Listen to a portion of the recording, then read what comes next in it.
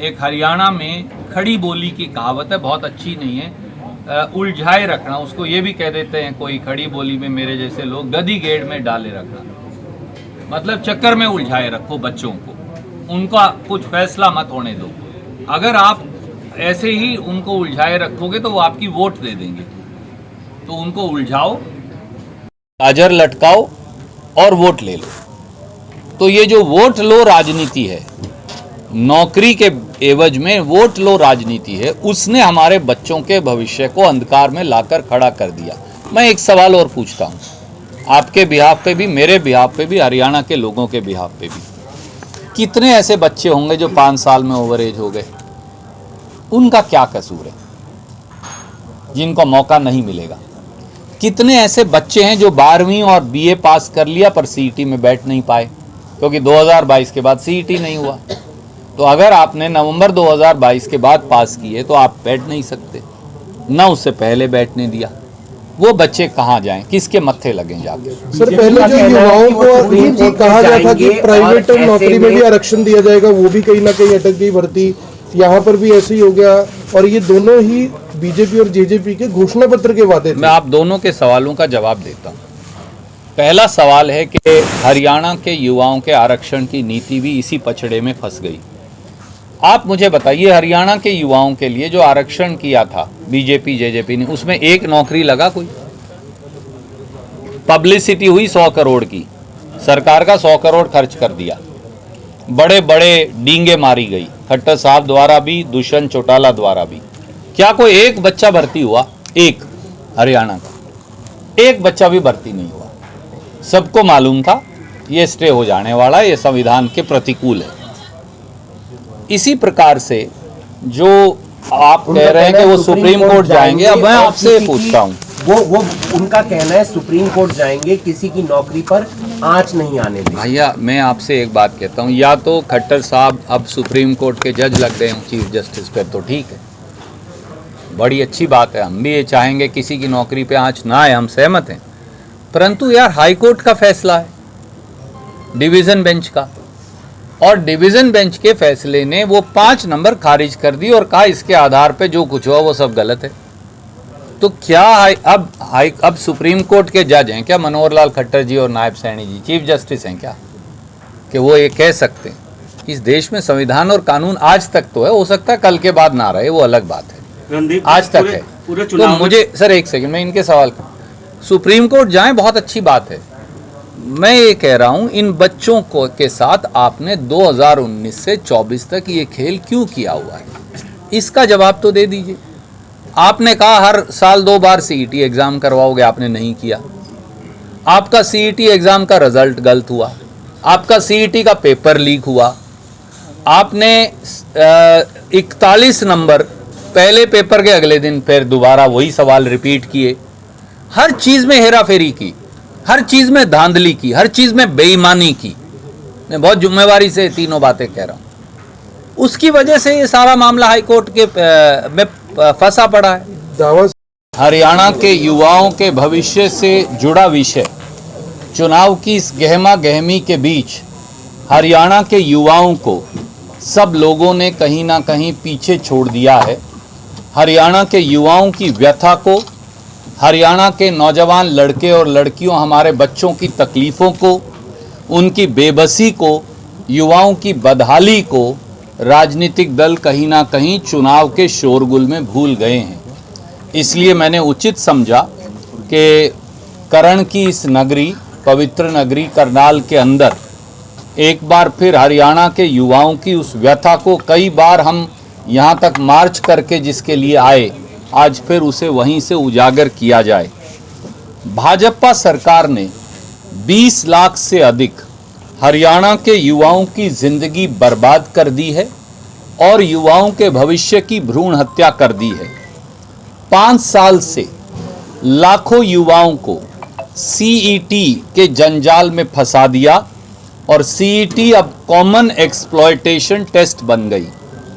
युवाओं से छल, फरेब और धोखा, यही भाजपा का डीएनए बन गया है और एचएसएससी का घिनौना चेहरा भी। हमारी ये मांग है, वो मैं उससे एंड में चर्चा करूंगा, हरियाणा की भाजपा सरकार व उसके HSSC हेरा फेरी 60 गांठ सर्विस कमीशन उनके रोज बदलते तुगलकी फरमानों व भाजपा की मनमर्जी की दुकान, तुगलकी फरमान और भाजपा की मनमर्जी की दुकान, उसने हरियाणा के 20 लाख से अधिक युवक और युवतियों, नौजवानों की जिंदगियां बर्बाद करके रख दी हैं। सीईटी की परीक्षा के नाम पर पिछले 3.5 साल से युवाओं के भविष्य की भ्रूण हत्या का खेल चल रहा है और उसने हरियाणा के बच्चों की जिंदगी को बदहाल बना दिया और हर उम्मीद को धराशाही कर दिया है। साल 2021 में तत्कालीन मुख्यमंत्री श्रीमान मनोहर लाल खट्टर जी और उनकी सरकार ने, भाजपा सरकार ने ग्रुप सी और ग्रुप डी भर्तियों के लिए सीईटी की पॉलिसी बनाई, जो एग्जाम कम और कॉमन एक्सप्लॉयटेशन टेस्ट बनकर ज्यादा रह गया। यह खेल 2019 से चल रहा है, जब पटवारी पंचायत सेक्रेटरी की एडवर्टाइज पोस्ट वापस ले ली है कहकर कि अब इन्हें सीईटी के माध्यम से भर्ती किया जाएगा। तो 2019 से 2024 तक हरियाणा में कोई भर्ती नहीं हो पाई। 2021 की सीईटी पॉलिसी में तत्कालीन मुख्यमंत्री श्रीमान मनोहर लाल खट्टर, HSSC और भाजपा सरकार ने यह भी कहा था, आप याद करें, कि 2 बार साल में सीईटी होगा। 2021 से 24 तक केवल पहला और आखिरी एक सीईटी हो पाया। इतनी देर में लाखों बच्चे जो 12वीं पास कर गए या BA पास कर गए, वो भी सीईटी में बैठने के लिए एलिजिबल हो गए। एक तरफ 20 लाख बच्चों का भविष्य अंधकार में है और दूसरी तरफ लाखों बच्चे सीईटी का एग्जाम होने की इंतजार में हैं कि वो हो तो वो ग्रुप सी और ग्रुप डी की भर्तियों में बैठ सकें। इसके लिए 4 या 5 तिथियां आपके लिए जानना, याद करना जरूरी है। पहला और आखिरी सीईटी का एग्जाम हुआ 5 और 6 नवंबर 2022 को। ना उससे पहले एग्जाम हुआ 2019 से 22, ना 22 से 24 के बीच में कोई एग्जाम हुआ। 25 जुलाई 2023 को लगभग 8 महीने बाद इसका रिजल्ट आया। 4 अगस्त 2023 को भारी गलतियों के चलते, हेराफेरी के चलते, पंजाब और हरियाणा हाई कोर्ट की एक खंडपीठ ने इस निर्णय से, मैं इसकी कॉपी आपको भेज रहा हूं, इस सीईटी एग्जाम को सिरे से खारिज कर दिया और ये कहा कि सोशो इकोनॉमिक के मार्क्स एक एक बच्चे के रिकैलकुलेट करो और नया रिजल्ट निकालो। इसकी प्रतिलिपि मैं फैसले की आपको भेज रहा हूं। अब 31 मई 2024 को 3 दिन पहले पंजाब हरियाणा हाईकोर्ट की खंडपीठ ने सोशो इकोनॉमिक मार्क्स को ही सिरे से खारिज कर दिया और कहा कि ये मार्क्स ही नहीं दे सकते, ये गलत हैं और इसके आधार पर जो नियुक्तियां या सीईटी का रिजल्ट हो वो भी गलत है। अब 2 बातें साफ हो गई। नंबर 1, 4 अगस्त 2023 को सीईटी का जो एकमात्र पेपर हुआ था 5 और 6 नवंबर 2022 को, जिसका रिजल्ट 25 जुलाई 2023 को निकाला था, 4 अगस्त 2023 को तो एकल बेंच हाई कोर्ट ने इस सीईटी टेस्ट को खारिज किया। कहा कि दोबारा से रिजल्ट निकालो, एक एक बच्चे के सोशो इकोनॉमिक के नंबर जोड़ो। दूसरा, 31 मई 2024 को पंजाब और हरियाणा हाई कोर्ट की खंडपीठ ने वो 5 नंबर भी खारिज कर दिए सोशो इकोनॉमिक के और कहा कि इसके आधार पर जो रिजल्ट है और भर्तियां हैं वो सब गलत हैं। अब युवाओं और भर्तियों के लिए घातक परिणाम 2019 से 24 में आ गए। वो क्या हैं वो देख बैठे। बिना पर्ची बिना खर्ची पूरे की चुनाव में प्रचार किया गया कि हमने बिना पर्ची और बिना खर्ची नौकरी दी है। सर 47 पेपर लीक हो चुके, चपड़ासी से लेकर, सीईटी से लेकर, एक्साइज इंस्पेक्टर से लेकर, एग्रीकल्चर इंस्पेक्टर से लेकर, ITI इंस्ट्रक्टर से लेकर जज तक सारे पेपर हरियाणा में बिके। तो वो पर्ची और खर्ची कहां गई फिर? आज तक हर रोज खट्टर साहब नई एसआईटी बना देते थे जब वो मुख्यमंत्री थे। पिछले 10 साल में एक एसआईटी का रिजल्ट आया हो तो बताओ। आखिर में हमने ये भी साबित कर दिया, ये करोड़ों रुपए की रिश्वत पब्लिक सर्विस कमीशन के अंदर बैठ के लेते हैं। हमने बाकायदा इंफॉर्मेशन दी, उसके आधार पे वो पकड़े गए। करोड़ों रुपए की अटैची कांड हुआ पहली बार हरियाणा में, करोड़ों रुपया एचपीएससी के अंदर पकड़े गए। किसी सफेद पोश को सजा मिली, किसी आदमी को सजा मिली आज तक? दोनों का जवाब ना में है। अब तो 9वीं और 10वीं के पेपर भी बिकने लग रहे हैं, बीए का पेपर भी बिकने लग रहा है। इस साल 10वीं और 12वीं के, आप कृपया करके मेरा ट्विटर और आपका अखबार और चैनल देख लीजिए, हर सब्जेक्ट का पेपर बिका। पॉलिटिकल साइंस का पेपर बिका, पब्लिक एडमिनिस्ट्रेशन का पेपर बिका, साइंस का पेपर बिका, मैथ्स का पेपर बिका। ये पेपर बेच सरकार है साहब, ये पर्ची खर्ची नहीं, ये पेपर बेच पैसा खा सरकार है। रणदीप जी, आप तो सत्ता में रहे हैं, ये जो पेपर कैंसिल हो जाते हैं और बच्चों के लाखों बच्चों ने फॉर्म भरे होते हैं, वो पैसा कहाँ जाता है? देखिए, ये पैसा सब वो डकार गए हैं हरियाणा में पिछले 10 साल में। ये मेरा अनुमान है और मैं सब्जेक्ट टू करेक्शन है, क्योंकि मैं गलत भी हो सकता हूँ। 1000 करोड़ रुपया एचएसएससी, एचपीएससी और कौशल निगम, इन तीनों ने बच्चों से पैसा ले लिया है और भर्ती हो नहीं रही। मैंने आपको बताया 2019 वाली भर्ती तो एक विड्रॉ कर ली कि भाई सीईटी से करेंगे, फिर सीईटी नहीं हुआ आपसे, सीईटी हुआ जाके नवंबर 2022 में 5 और 6 को। वो आपका रिजल्ट क्वॉश हो गया, क्योंकि आपने सब जगह धांधली और हेरा फेरी की। ये बच्चे पैसों से भी ज़्यादा, एक माँ बाप जो है एक पैसा जोड़ कर बच्चे को एग्ज़ाम के लिए देता है। पर आप ये मत समझो एग्ज़ाम वाला पैसा। व्हाट अबाउट ये जो अकेडमीज पैसा लेती हैं तैयारी का?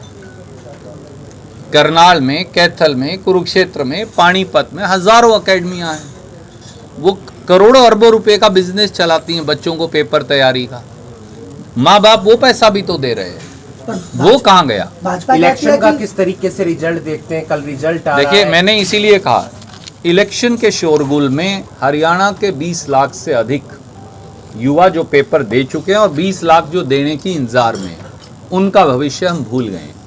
इसलिए आज मैं इलेक्शन की चर्चा आपसे नहीं करूंगा, मैं मेरे बच्चों के भविष्य की करूंगा, जिसमें आप भी इंटरेस्टेड हैं, मैं भी इंटरेस्टेड हैं और आपके दर्शक और पाठक भी। सर, इसी पर कर लेते हैं। आपको नहीं लगता देरी हो गई?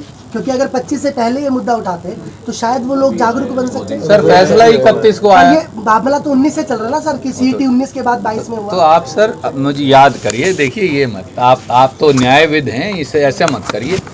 गर्मी में लोग बेहोश हो रहे थे, हम पैदल चलकर यहाँ आ रहे थे। याद तो करिए, कुरुक्षेत्र से लेकर करनाल तक इसी सीईटी की, इसी धांधली को, इसी ग्रुप सी डी को, इसी 56 और 57 को लेकर अगर एक आदमी जो पिछले 2 साल 2.5 साल से आवाज उठाता है वो मैं हूँ। तो एप्रीहेंशन थी आपको कि ऐसा? बिल्कुल, हमने कहा था ये होगा। सब एक बात बताइए, प्रॉपर्टी आईडी में जो हमने कहा वो सच आया? 56-57 में ग्रुप में और सी और डी में जो मैंने कहा वो सच मिला? पब्लिक सर्विस कमीशन की भर्तियों में जो मैंने कहा वो सच मिला? एचएसएससी की भर्तियों में जो कहा वो सच मिला? हम गैर जुम्मेवार नहीं, हम गंभीर लोग हैं। वी आर सीरियस पॉलिटिशियन, हम कोई मजाक थोड़ी करते हैं। अगर खट्टर साहब भी या बीजेपी अच्छा काम कोई करेगी, हम उसकी तारीफ करेंगे। हम विपक्ष में हैं, पर हमारा सब काम आलोचना करना थोड़ी है। पर हमारे बच्चों का आखिर में आदमी क्यों जीता है? ठीक है, कई लोग शादी नहीं करते स्वेच्छा से, हम उनका सम्मान भी करते हैं, ये उनकी मर्जी है। बहुत लोग हैं जो स्वेच्छा से शादी नहीं करते, पर 99% लोग गृहस्थ हैं। और जो गृहस्थी का एक नियम है वो है आगे बच्चों का भविष्य। इस सरकार ने, खट्टर साहब की सरकार ने, दुष्यंत चौटाला की सरकार ने, नायब सैनी जी की सरकार ने, बीजेपी और जेजेपी की सरकारों ने हमारे बच्चों का भविष्य अंधकार में लाकर खत्म कर दिया। हम केवल उसका जवाब मांग रहे हैं। रणदीप जी, बात करें चुनाव की, बात चल रही है, कर रिजल्ट आना हरियाणा 3.5 साल से 20 लाख से अधिक युवा, ग्रुप डी में 13.5 लाख, ग्रुप सी में 11 लाख, लगभग 23-24 बने, कुछ ओवरलैप करते होंगे तो 20 लाख से अधिक युवा दर दर की ठोकरें खा रहे हैं। यह नतीजा है भाजपा सरकार की नीतियों का, माननीय खट्टर साहब और श्रीमान नायब सैनी जी की नीतियों का। जो एग्जाम हुए उनका रिजल्ट खारिज हो गया, जो भर्तियां हुई उनकी सिलेक्शन खारिज हो गई। बच्चे कहां जाएं? मेरा सीधा सवाल है, हरियाणा के युवाओं का क्या कसूर है? आइए भर्तीवार देखते हैं कि इसका नतीजा क्या होगा। इन 13.5 लाख बच्चों पर जो ग्रुप डी में आए हैं अभ्यर्थी, और 11 लाख बच्चों पर जो ग्रुप सी में अभ्यर्थी हैं, यानी 23.5 लाख बच्चे अभ्यर्थी हैं। ग्रुप डी भर्ती पे आ जाइए। पहले नंबर 1, इसमें कुल पद हैं 13,657 बच्चे जिन्होंने अभ्यर्थी हैं वो हैं 13.5 लाख। इसके लिए सीईटी एग्जाम की मेरिट के आधार पर चयन हुआ। इसमें सोशो इकोनॉमिक के 5 अंक भी जोड़े गए। अब तक 31 मई तक 11,000 बच्चों ने नौकरी ज्वाइन कर ली है। 2,657 के करीब बच्चे अभी ज्वाइनिंग रिपोर्ट देना उनकी बाकी है। इम्पैक्ट क्या है? क्योंकि सोशो इकोनॉमिक के 5 नंबर जुड़े हैं, वो खारिज हो गए हैं, तो ये सारी की सारी नौकरियां खत्म।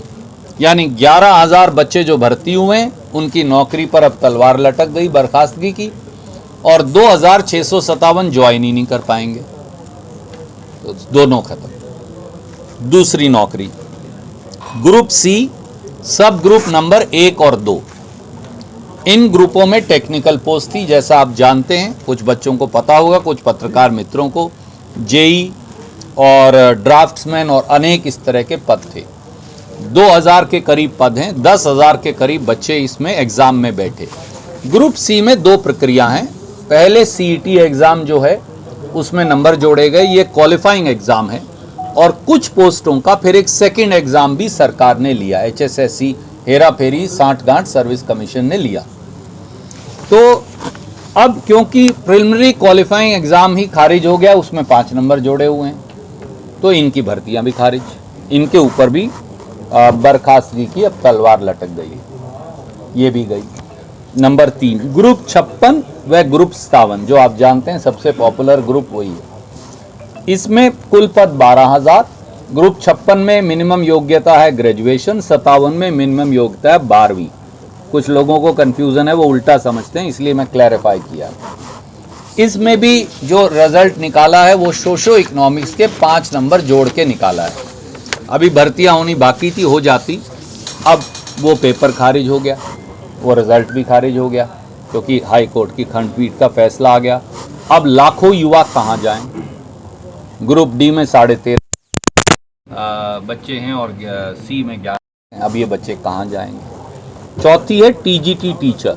सब कहते हैं जी ये भर्ती प्रभावित नहीं है, ये भी प्रभावित है। इसमें है 7,441 पद बैठे। मामला कोर्ट में पेंडिंग था नंबरों को लेकर। सरकार ने बड़ा अजीबोगरीब सिस्टम किया, मुझे नहीं पता इनको कौन इस पर। हरियाणा सरकार ने 2 रिजल्ट निकाल दिए एक ही पोस्ट के, एक में 5 नंबर सोशो इकोनॉमिक के जोड़ दिए, एक रिजल्ट निकाल दिया 5 नंबर सोशो इकोनॉमिक के बगैर जोड़े। तो कुछ बच्चे एक रिजल्ट में पास हैं, कुछ बच्चे एक में पास हैं, कुछ दोनों में पास हैं।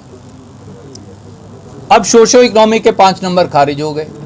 सरकार ने ये स्टैंड ले लिया कि हम तो सुप्रीम कोर्ट जाएंगे।